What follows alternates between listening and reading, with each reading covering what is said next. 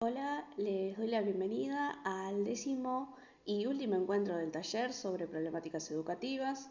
En la clase pasada mi colega abordó las características de los textos académicos, habló sobre los diferentes sistemas de citado, haciendo hincapié en las normas APA y diferenciando lo que es una cita de una referencia bibliográfica.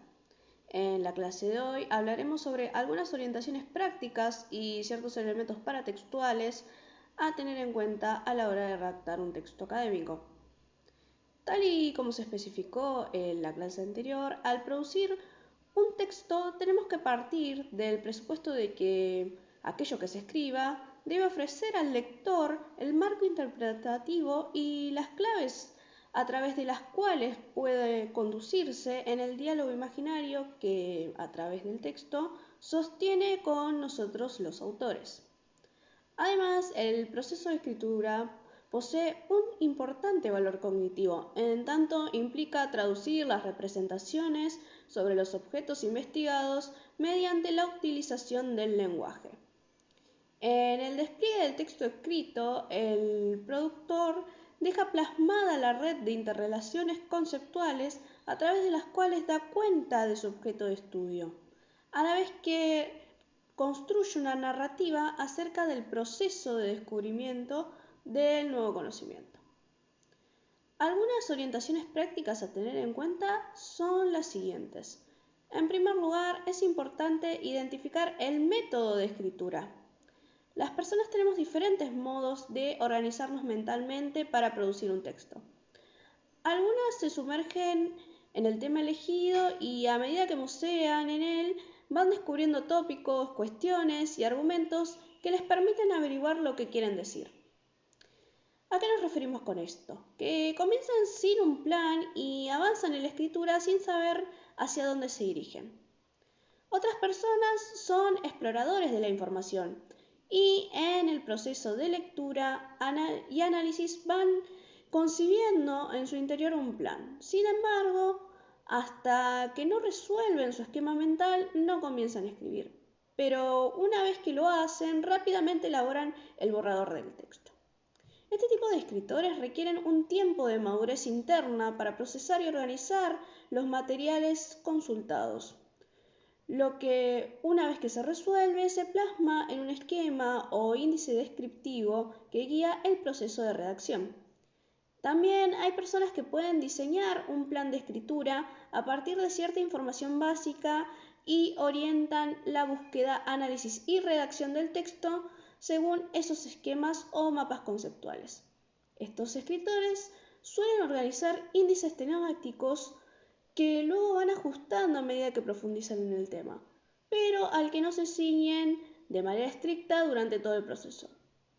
Reflexionar sobre cuál es el estilo de escritura nos permitirá tomar decisiones para adaptar la tarea de redacción a nuestros procesos, ritmos, capacidades y habilidades de producción escrita. Otra cuestión a considerar es armar un plan de escritura. Ello ayudará no solo a abordar el contenido del trabajo, sino a desarrollar un hábito sistemático de trabajo intelectual y regular los tiempos que generalmente imponen las instituciones para la presentación de escritos académicos. También es importante tener en claro cuáles son las estructuras que caracterizan al tipo de texto científico que vamos a producir antes de comenzar a escribir.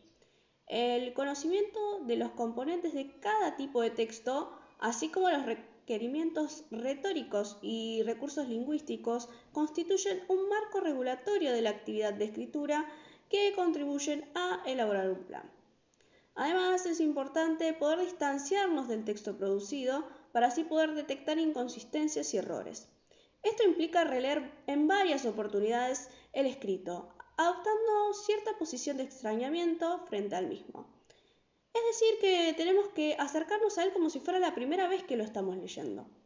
Una vez realizado esto, debemos entregar el borrador a otros lectores que nos ayudarán a ver puntos fuertes y débiles de nuestra redacción.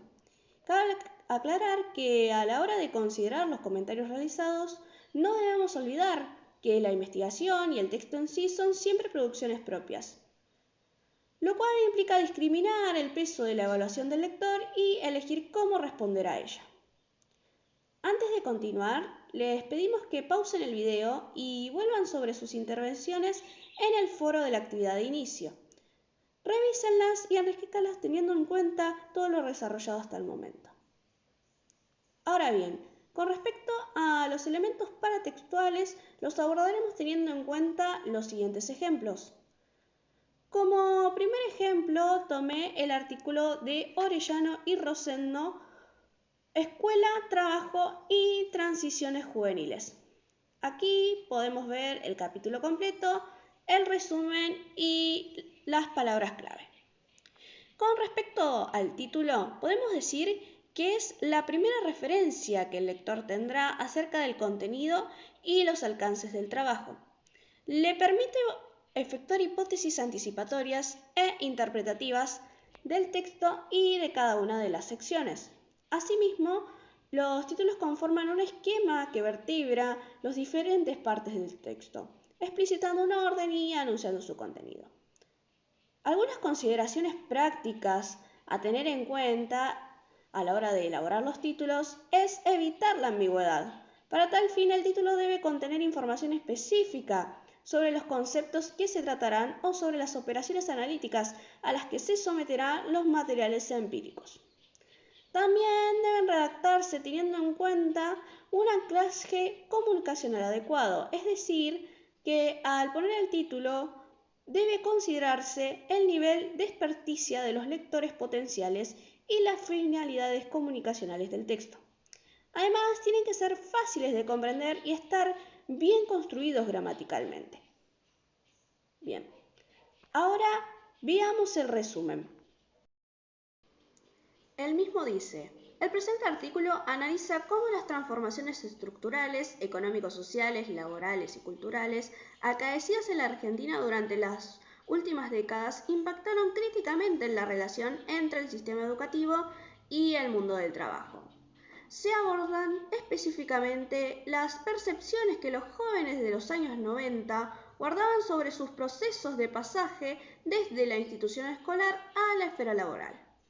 Se realiza un recorrido histórico de la relación entre educación y trabajo en Argentina y se analizan los resultados de investigaciones cuantitativas realizadas con estudiantes de los años 90 que cursaban el último año de la escuela secundaria.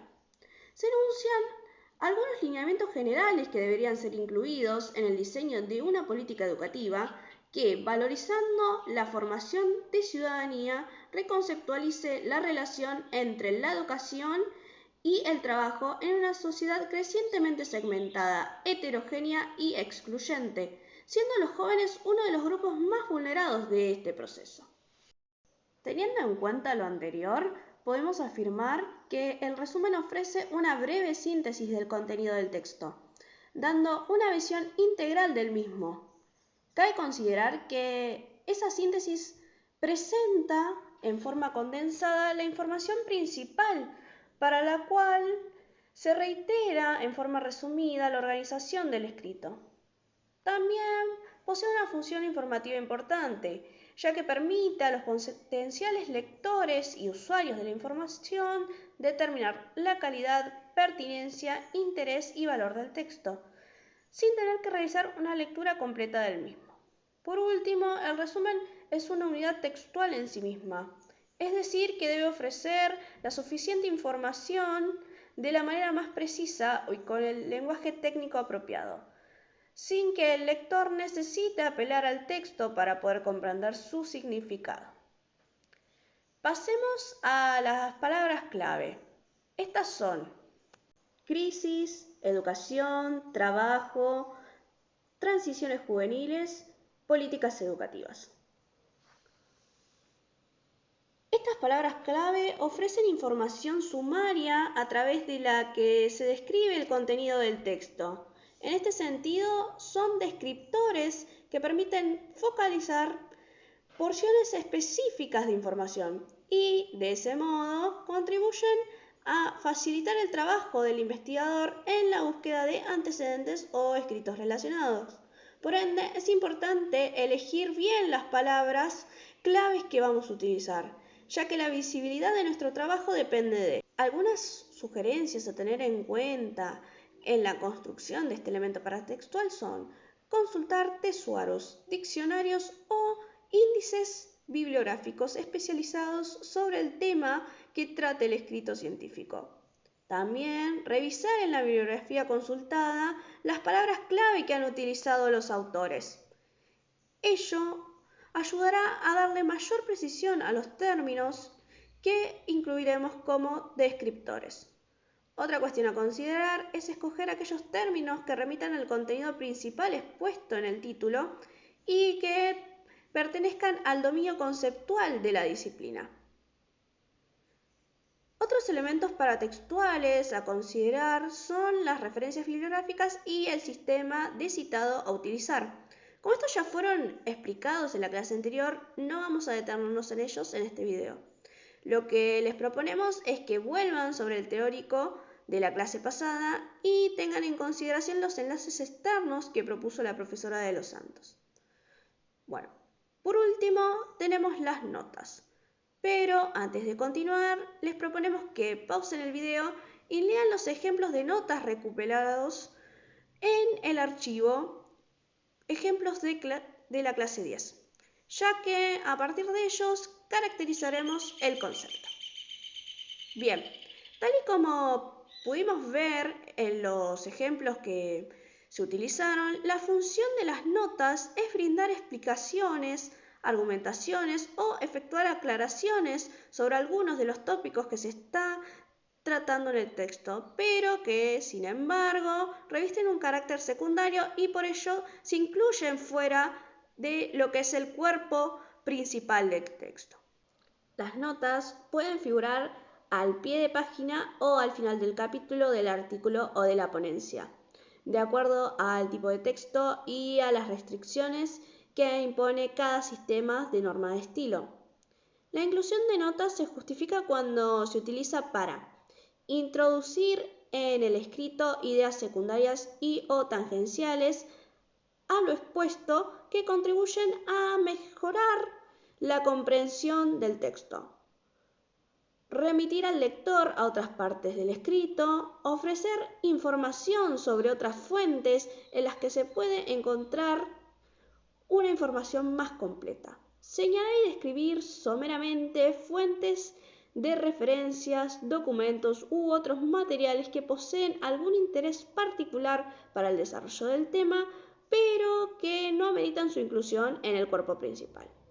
Ofrecer información sobre el autor y su obra, de modo que con esa referencia se comprenda mejor la idea que se está intentando exponer. Efectuar algún comentario crítico o aclaratorio sobre el tema que se desarrolla. En resumen, las notas deben utilizarse para incluir información que ayude al lector en la construcción del sentido sin distraerlo del núcleo principal del texto. En síntesis, el proceso de escritura implica traducir las representaciones sobre los objetos investigados mediante la utilización del lenguaje. Por lo tanto, es importante identificar nuestro método de escritura y armar un plan acorde a este último, teniendo en claro las estructuras que caracterizan a los textos académicos y científicos. También debemos someter el escrito a varias instancias de revisión, sin olvidar que la redacción de este siempre está a nuestro cargo. Con esto damos por finalizada la clase. Que tengan una buena semana.